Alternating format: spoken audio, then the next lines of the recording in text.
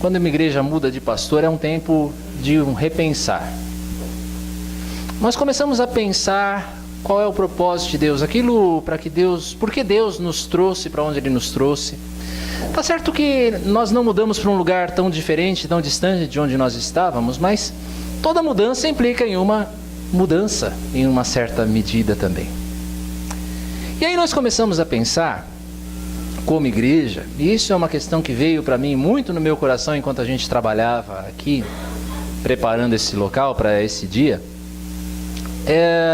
Eu pensava, o que é que Deus deseja de nós? E o que nós desejamos ser como igreja? Que igreja nós desejamos ser?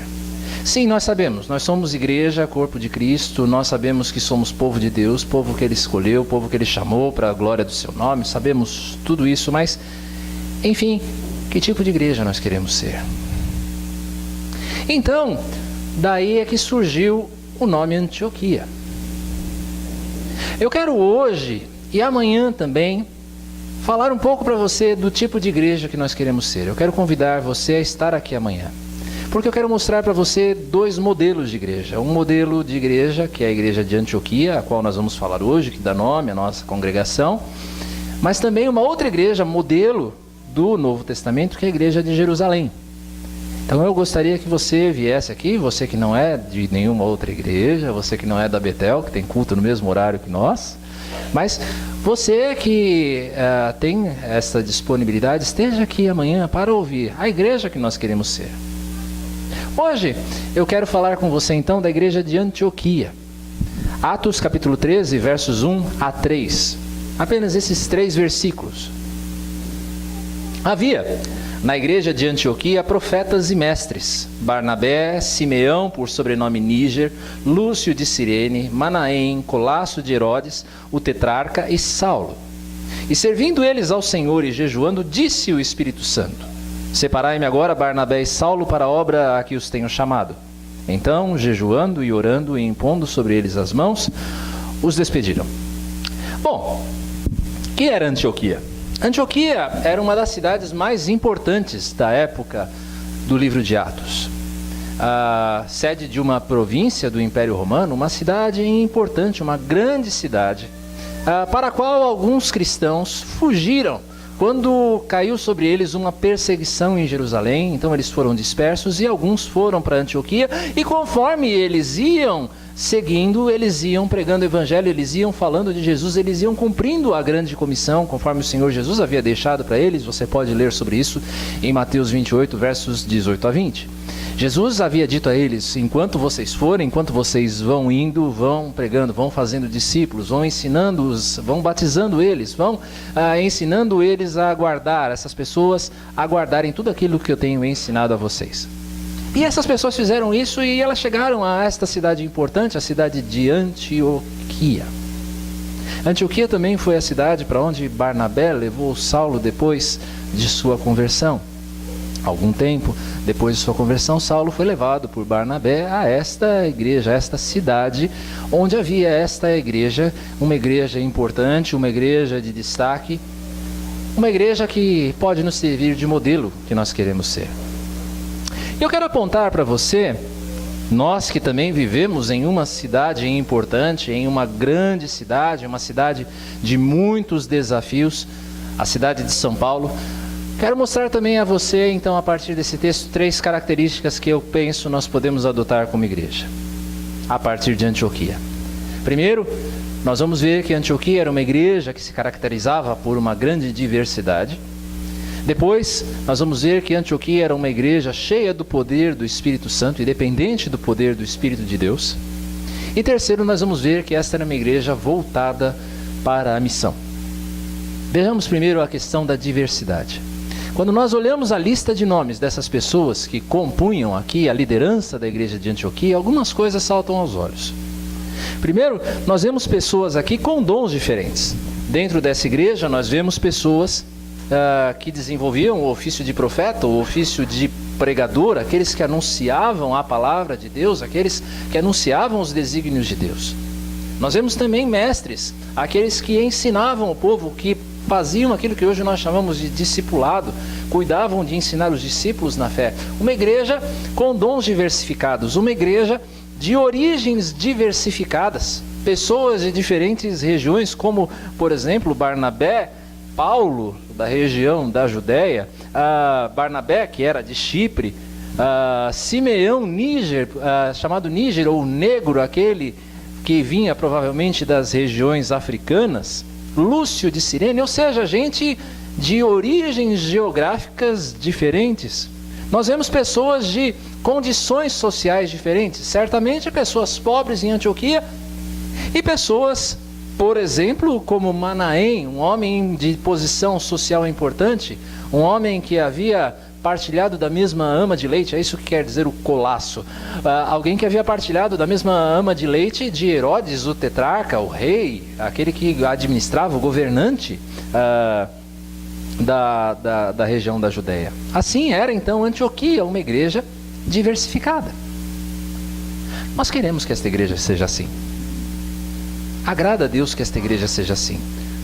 Uma igreja que pratica a diversidade, uma igreja que valoriza a sua diversidade, é uma igreja que cresce, é uma igreja rica, é uma igreja forte. Ela é forte na diversidade dos dons. Pessoas diferentes, fazendo coisas diferentes, colaborando na tarefa de levar o evangelho adiante de maneiras diferentes. Alguns pregam, outros ensinam, outros tocam e cantam. Outros cuidam dos necessitados, outros cuidam de crianças. Nós temos um exemplo daqui hoje.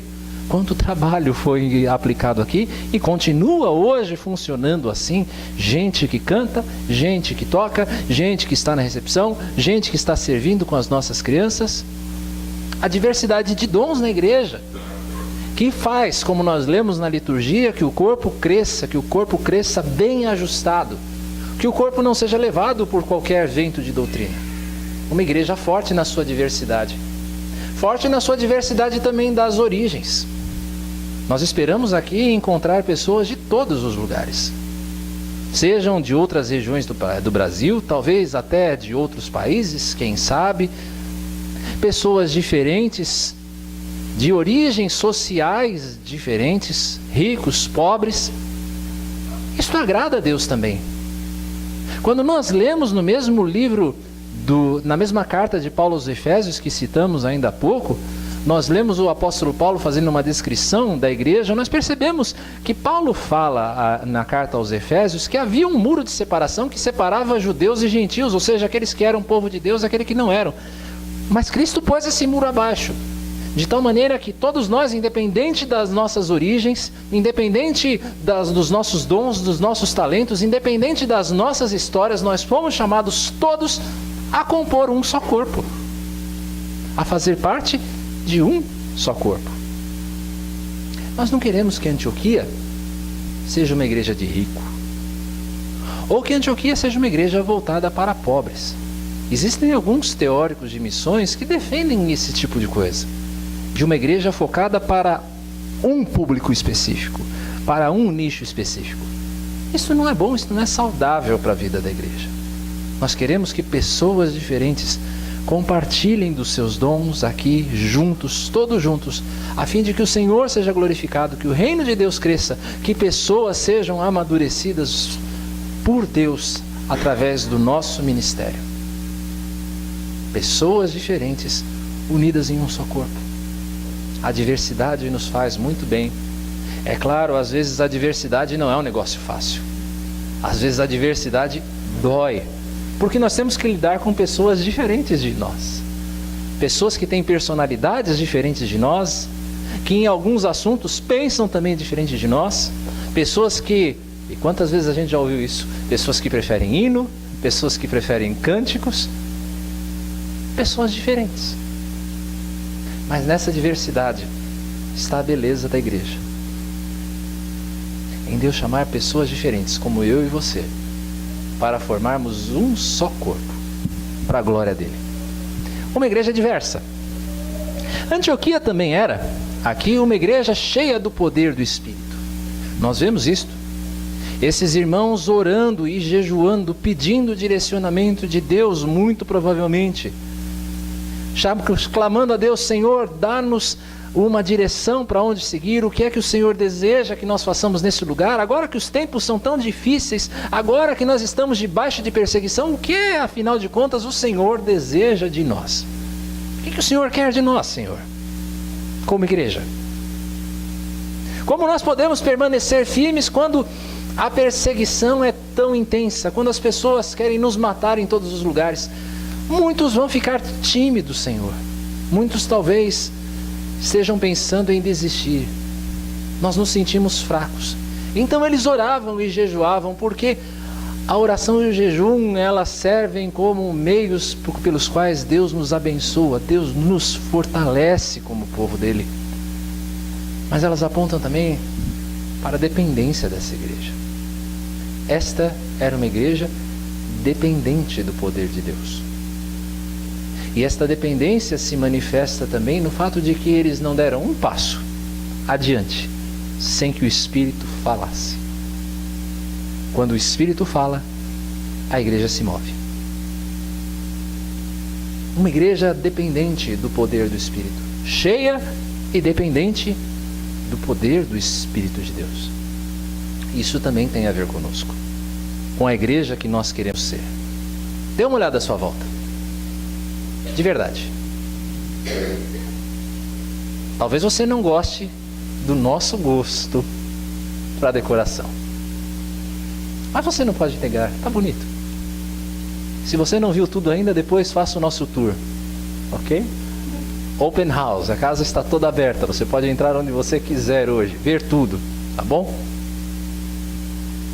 Nós nos dedicamos a fazer o melhor, a que este fosse o melhor lugar em que nós nos sentíssemos, que este fosse um lugar agradável, um lugar confortável, onde você venha e você deseje ficar aqui, onde você se sinta confortável, onde você se sinta bem recebido, onde você se sinta amado. Nós pensamos em programações, nós pensamos nos nossos planos, enfim, nós temos um método, uma estratégia, uma maneira de agir, algo que nós pensamos, Deus está nos direcionando a fazer e como fazer. Mas sabe, se Deus não encher esse lugar com o seu poder, com a sua glória, estas cadeiras todas que estão preenchidas aqui, hoje,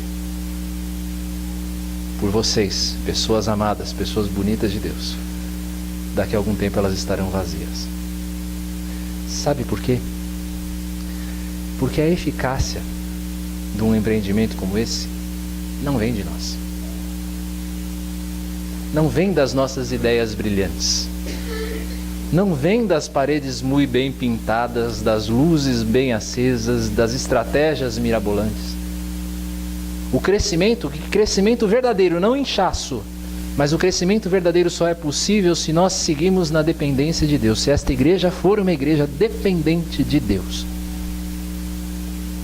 Você vai encontrar muita gente por aí trazendo fórmulas mágicas para o crescimento da igreja. 7 passos para que a sua igreja cresça, 10 passos para que a sua igreja cresça. Então você começa a inventar algumas coisas, você começa a fazer algumas programações com a ideia de que faça isso, é isso que essas pessoas estão querendo vender, faça isso porque isto vai dar certo, isto vai fazer a sua igreja crescer. Uma ideia pragmática. Eu vou fazer porque funciona, eu não vou fazer porque Deus me ordena. Eu vou fazer porque algumas pessoas fizeram e isso dá certo. Não é esta a igreja que nós queremos ser. Nós desejamos que Antioquia seja assim uma igreja de métodos excelentes. Nós desejamos que você tenha aqui uma experiência a partir do momento que você entra nesse lugar excelente. Você se sinta bem, você se sinta bem recebido, você encontre gente alegre que abrace você. Um café gostoso depois, nem sempre vai ter o bolo gostoso, mas o café a gente garante, vai ter aquele café gostoso, um louvor bem tocado, só que nós queremos acima de tudo, depender de Deus. Nós dependemos de oração. Essa será uma tônica dessa igreja, se Deus assim permitir. Quando você der a volta aqui pela casa, for conhecer os nossos ambientes, se você ainda não fez, você vai achar lá em cima. um recanto de oração, uma sala de oração. E nós queremos que esse seja o ambiente mais frequentado desta igreja. Porque se ela não for, se aquele lugar não for o ambiente mais frequentado, se as pessoas não orarem, se as pessoas não buscarem a Deus, se nós como igreja, nós aqui da congregação, vocês irmãos da Betel, todos os irmãos que creem no Senhor Jesus não nos ajudarem em oração, não duraremos muito tempo. Dependemos de Deus. Queremos ser uma igreja dependente do Senhor, e dependente do Senhor não só por meio da oração, do jejum, mas dependente do Senhor na confiança na sua palavra. Esta deseja ser uma igreja fiel. Uma igreja que, apesar das dificuldades, confia naquilo que Deus diz. Nas suas promessas, nos seus mandamentos, na sua direção. Falando às vezes as coisas difíceis, trazendo aquelas mensagens que às vezes doem no coração, que perfuram o coração, mas que são necessárias para a cura, para o nosso crescimento, para a transformação de vidas. Uma igreja dependente do poder de Deus. E a terceira característica que nós vemos aqui em Antioquia é que ela era uma igreja voltada para a missão. Quando o Espírito os dirige na dependência deles a separar Barnabé e Saulo para a obra que o Espírito tinha para eles de levar o Evangelho até os gentios, aqueles que não eram judeus, então eles jejuam mais uma vez, oram mais uma vez, e impõe sobre eles as mãos, reconhecendo que aquele era o direcionamento do Espírito, porque isso é imposição de mãos, é um reconhecimento. Então eles os despedem. Talvez você não tenha prestado atenção até hoje na sutileza desse texto. Você não tenha pensado quem eram Barnabé e Saulo. Quando pela primeira vez nós lemos o relato de quem era Barnabé, nós percebemos que esse era um homem que contribuía generosamente. Ele vendia as suas propriedades, depositava ao pé dos apóstolos. Ele era um bom caixa para a igreja. E Saulo? Pastor João, que está escondidinho aí atrás. O senhor queria Saulo como pastor, como professor de escola bíblica? Alguém mais gostaria de Paulo como seu professor de escola dominical? Nada mal, não é? Eu queria Paulo aqui para me ajudar a evangelizar essa região. Quem é que não queria? No entanto, essa igreja pega esses dois homens, por orientação do Espírito de Deus, e os manda embora. Você já parou para pensar no que isso significa? De uma só vez, você perde o seu dízimo mais alto e o seu melhor pastor.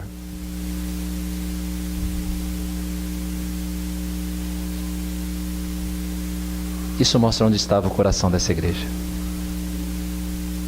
Essa igreja reconhecia que os melhores dons que Deus dava não eram para servir a ela mesma, mas é para que o Evangelho fosse pregado.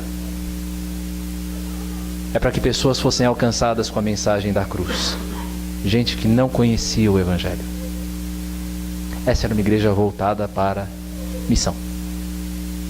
Lógico, missão aqui não é só evangelismo. Às vezes a gente faz essa confusão. Missão é o que a igreja é. Não é alguma coisa, não é um ministério que a igreja faz. Tudo na igreja tem de ser missão. Nessa tarefa de buscar o perdido, inseri-lo no corpo de Cristo, ensiná-lo a guardar todas as coisas, a fim de que ele também passe a alcançar outros. Isto é a missão da igreja. E esta igreja, então, de Antioquia, era uma igreja voltada para missões. Muito bem, mas o que isso tem a ver com a nossa Antioquia? Depois eu convido você a ir ali atrás, naquele terraço, e você vai ver uma rua cheia de casas. Antes, a congregação de Mirim ficava num lugar mais comercial. Loja, supermercado, pet shop na frente. Mas quando nós viemos para cá, algo moveu o nosso coração. Era um bom imóvel? Sim, era um bom imóvel. Tinha pouca coisa para fazer? Sim, poucas coisas para se acertar. Bom estado, preço razoável. Mas uma coisa em especial nos chamou a atenção para esse lugar. Nós estamos indo para uma região residencial. Uma região onde nós vamos ficar muito mais visíveis para as pessoas. Onde as pessoas vão passar mais pela nossa porta e nos ver dia a dia.